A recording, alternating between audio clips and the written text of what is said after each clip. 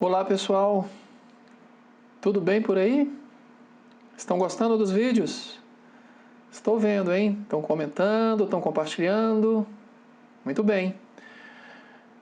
Hoje eu vou explicar para vocês por que o pregão é a modalidade de licitação mais utilizada na administração pública. Gostou do assunto? Quer saber um pouco mais? Então não saia daí, venha comigo. Eu sou o professor Jerry Cerqueira e você está no canal Licitar Legal.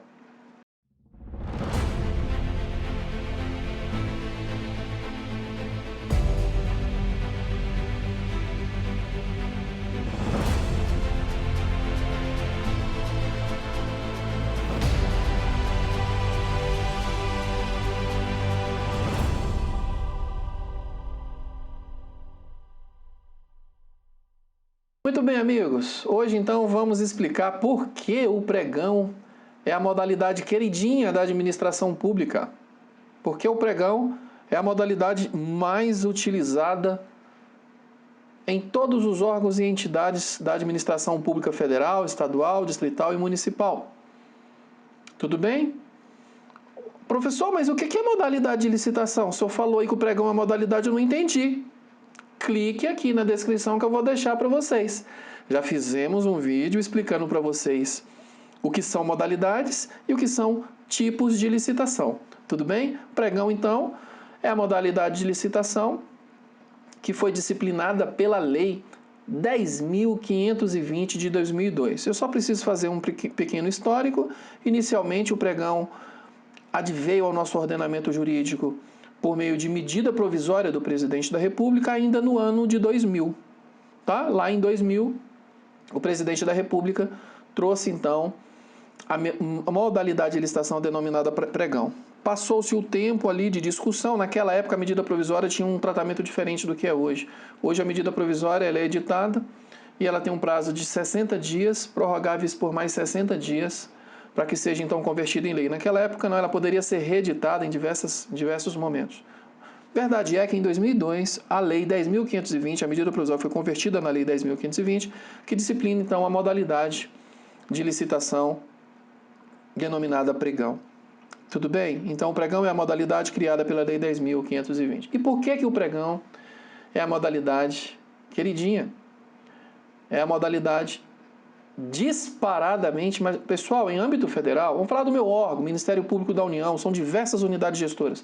Ministério Público do Trabalho, que é o meu querido órgão, que eu sou de origem desde 2008, em 12 anos que integro a carreira do Ministério Público do Trabalho.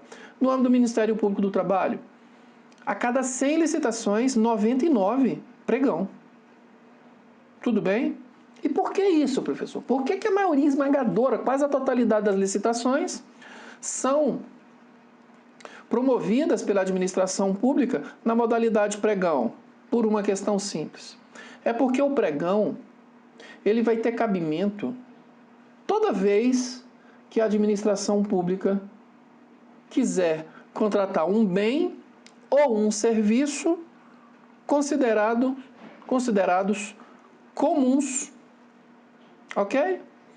Então o pregão será utilizado para a contratação de bens e serviços comuns. Entendi. Já sei a sua dúvida. Claro, era a minha também no início. O que são bens e serviços comuns, professor? Bom, se a gente pegar o que diz a lei, vai ficar um pouco confuso. Mas eu vou pegar então o que diz a lei e vou tentar então traduzir para nós. Bens e serviços comuns são aqueles que existem no mercado e a partir do padrão usual do mercado, das informações constantes no mercado, eu, administração pública, consigo especificar a coisa que eu quero contratar, que é o objeto. Seja uma compra de um bem, seja um serviço. Então, olha que legal.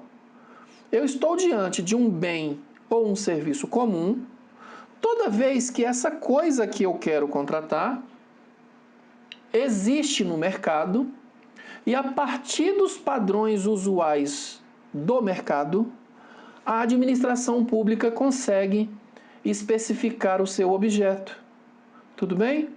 Então imagine, a administração pública tem a necessidade de comprar caneta. Existem canetas no mercado? Sim. A partir das informações existentes no mercado, eu consigo especificar o meu objeto, que é a caneta? Sim. Então é um bem comum. A administração quer contratar serviços de limpeza. Existem empresas que prestam os serviços de limpeza no mercado? Sim. Como é que se contrata serviço de limpeza? É por produtividade da área quadrada. Quem é que fala isso? O mercado que fala. Eu consigo especificar a partir das informações existentes no mercado? Sim. Então, é comum. Pessoal, se o que eu estou a falar aqui estiver correto, a gente pode chegar à seguinte conclusão. Comum não tem a ver com simples, nem tampouco é antônimo de difícil. Não tem a ver com isso. Comum não tem a ver com complexidade ou ausência de complexidade. Não é simples e não tem a ver com fácil. Comum tem a ver com a existência no mercado. Você quer ver? Existem helicópteros no mercado? Sim ou não? Sim. A partir das informações existentes no mercado, eu consigo especificar um helicóptero? Mas, professor, por que você quer comprar um helicóptero? Ora, a administração compra de tudo que você imaginar, inclusive helicóptero. Como é que você acha que as polícias, as forças da segurança andam de helicóptero? Que alguém comprou, a administração comprou. E compra como? Por licitação. É possível, então, imaginar uma compra de helicóptero por meio do pregão? Sim. Mas eu achava que só podia comprar coisa simples. Não tem a ver com simplicidade, tem a ver com a existência dessa coisa no mercado. E se tem essa coisa no mercado, eu consigo, a partir das informações do mercado, especificar de forma objetiva o meu objeto, que no meu contexto aqui é o helicóptero. Tudo bem? Então, isso é comum. Comum são os bens ou serviços existentes no mercado que, a partir das informações constantes, eu consigo especificar o meu objeto de forma objetiva no meu edital. Tudo bem? Aí vem a dúvida. Professor, como é que fica no caso de serviços de engenharia? São comuns? Olha, serviços de engenharia, desde muito, o Tribunal de Contas da União diz o seguinte: há serviços comuns de engenharia. E para os serviços comuns de engenharia, é permitido o pregão. Ok? Então, pode pregão para serviços comuns de engenharia? Pode. E para obras, professor? É possível a contratação de obras por pregão? Vamos imaginar comigo? Vamos refletir comigo? Eu tenho que ver se obra é comum. O que é comum? É aquilo que existe no mercado e a partir das informações constantes no mercado eu consigo especificar de forma objetiva o meu objeto. Existem obras no mercado? Sim. Desde quando? Desde a época do faraó. Desde a época que o mundo é mundo existem obras no mercado? Sim ou não? Sim. Então eu posso fazer contratações de obra por pregão. Sim ou não? Não. Não podemos. E por que não podemos? Porque a norma, o decreto, fala que não podemos. Mas por que o decreto, por que a lei fala que nós não podemos contratar obras por pregão, professor? Os engenheiros vão dizer com toda certeza, porque obra não é comum. Eles vão dizer isso. Aí ele está fazendo correlação com complexidade. E eu já expliquei que esse conceito é equivocado. Comum para efeitos do pregão não tem a ver com ser simples ou complexo, difícil ou fácil. Tem a ver com a existência ou não dessa coisa no mercado. E se a partir da existência dessa coisa no mercado eu consigo especificar de forma objetiva o meu objeto. Tem a ver com isso. Mas a verdade é que eu não posso contratar obras por pregão. Tudo bem? E por que eu não posso? Aí eu deixo um ponto para reflexão na cabeça de vocês. Já adianto, vou falar mais à frente com detalhe, mas já adianto para vocês o seguinte: o pregão é a modalidade de licitação que tem uma tendência natural de derrubar o preço que for ofertado no certame. E por que isso? Porque o pregão tem uma fase de disputa de lances. É no pregão que as empresas vão ali ofertar os seus preços, diminuindo sempre e sempre até estar no seu limite.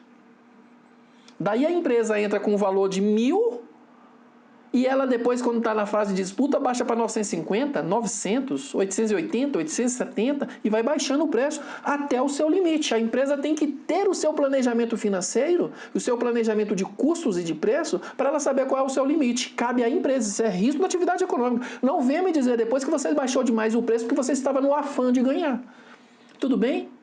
O pregão tem uma tendência natural de baixar preço. Se o pregão tem uma tendência natural de baixar preço, isso quer dizer que, regra geral, o preço que a administração disser que está disposta a pagar, sempre é exagero meu, mas naturalmente a administração vai comprar mais barato do que o preço que ela levou para o edital, por causa da fase de disputa. Nas modalidades tradicionais da 8666, que eu posso contratar obras, aliás, a regra é que eu vou contratar obras por modalidade tradicional do 8666, concorrência. Não tem fase de disputa. A administração fala, eu pago pela obra 20 milhões de reais. Vem um empreiteiro e oferta a sua proposta. Eu faço por 19 milhões. Ainda que ele pudesse fazer por 18, ele vai colocar o preço, imaginemos no meu exemplo aqui, 19 milhões. E depois, a administração, caso essa proposta seja mais vantajosa, em tese, a administração não pode depois começar uma fase de disputa para diminuir mais ainda o preço. O pregão pode. Tudo bem? E você quer ver que curioso? Quer dizer que eu não posso contratar a obra por pregão, mas posso por RDC? Lembra? RDC, Regime Diferenciado de Contratação, já falei para vocês sobre ele. O regime diferenciado de contratação foi instituído no nosso país lá em 2011, pela Lei 12.462, com que objetivo? Acelerar as obras, as contratações de obras. Tá, mas o que tem a ver o RDC com o pregão, professor?